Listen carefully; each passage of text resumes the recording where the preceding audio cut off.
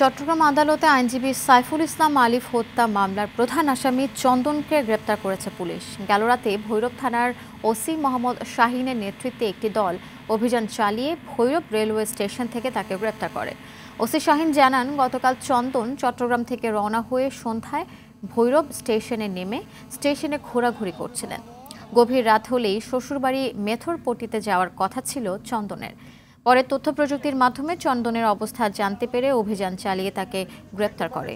গেল ২৬ নভেম্বর চট্টগ্রাম আদালতে আইনজীবী সাইফুল হত্যা ঘটনায় কোতোয়ালি থানায় ৩১ জনের নাম উল্লেখসহ অজ্ঞাত ১০ থেকে ১৫ জনকে আসামি করে মামলা দায়ের করা হয়। এই মামলায় ১ নম্বর আসামি চন্দন। এর আগে এই হত্যা মামলায় ৯ জনকে গ্রেপ্তার করে পুলিশ।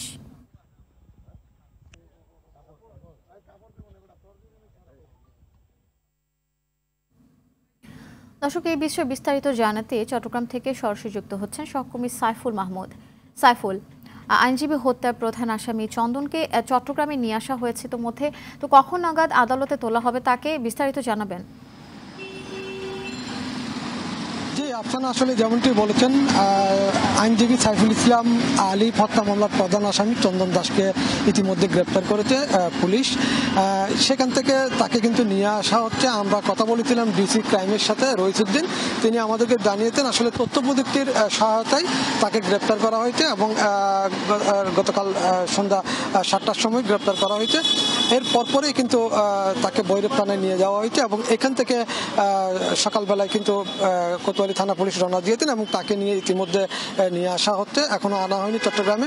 আমরা কোতোয়ালি থানার ওসির সাথে কথা বললাম, তিনি জানালো আসলে দুপুরের পরে যে কোনো সময় তাকে থানা আনতে পারে এবং এর পরপরই আদালতে তাকে প্রেরণ করবেন। এরপরে তার আদালত প্রেরণ করার পরে পুলিশ কিন্তু রিমান্ড চাইবে। এখন পুলিশ বললো তারা রিমান্ড চাইবে, আদালত যদি রিমান্ড মঞ্জুর করে তখন আসলে রিমান্ড নেবে।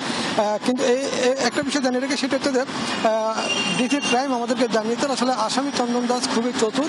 তিনি কিন্তু তার যে মোবাইল নাম্বারটি ছিল সেটি কিন্তু পাল্টিয়ে ফেলেছেন এবং এই মোবাইল নাম্বারটি পাল্টিয়ে ফেলার কারণে তাকে ধরতে বেশ ব্যাক পেতে হয়েছে। এখানকার যারা ডিবির কর্মকর্তা আছে তারা কিন্তু তাকে শনাক্ত করতে পারেনি। এরপর গত ২ দিন আগে তাকে শনাক্ত করতে পেরেছে, সে তার শ্বশুর বাড়িতে যাবে। সেই নতুন মোবাইল যে নাম্বারটি সেটি তারা সংগ্রহ করে তথ্য প্রযুক্তির সহায়তায় বুঝতে পারে যে সে কিন্তু ভৈরব স্টেশনে আছে। এরপর পরে সেখানে কিন্তু আসলে পুলিশের সহায়তায়, ভৈরব থানা পুলিশের সহায়তায় সেখানে কিন্তু তারা আগে থেকে অবস্থান নেয়। এরপরে তাকে গ্রেপ্তার করে। তবে এখানকার যারা আইনজীবী আছে চট্টগ্রামে, তারা কিন্তু অভিযোগ করে বলেছেন এই চন্দন দাসই কিন্তু মূল পরিকল্পনাকারী এবং চন্দন দাসকে যদি রিমান্ডে নেওয়া হয় তার সাথে আরো কারা জড়িত ছিল, কেন বা এই হত্যাকাণ্ড ঘটিয়েছে, তারা কিন্তু বিস্তারিত বলবে। এবং আইনজীবীরা আরো অভিযোগ করে বলেছেন ঘটনার সময় এই চন্দন দাস কিন্তু আসলে তার উগ্রতা কিন্তু অনেক বেশি ছিল বলে তারা অভিযোগ করে বলেছেন। তবে সিএমপি ক্রাইম থেকে জানানো হচ্ছে আসলে যখনই আনবে তখনই তারা রিমান্ড চাইবে, এরপর আদালতে প্রেরণ করবে। তবে এখনো পর্যন্ত আনেনি, দুপুরের পরে আনবে। এই ছিল আমার কাছে সর্বশেষ তথ্য। সাইফুল, ধন্যবাদ আপনাকে।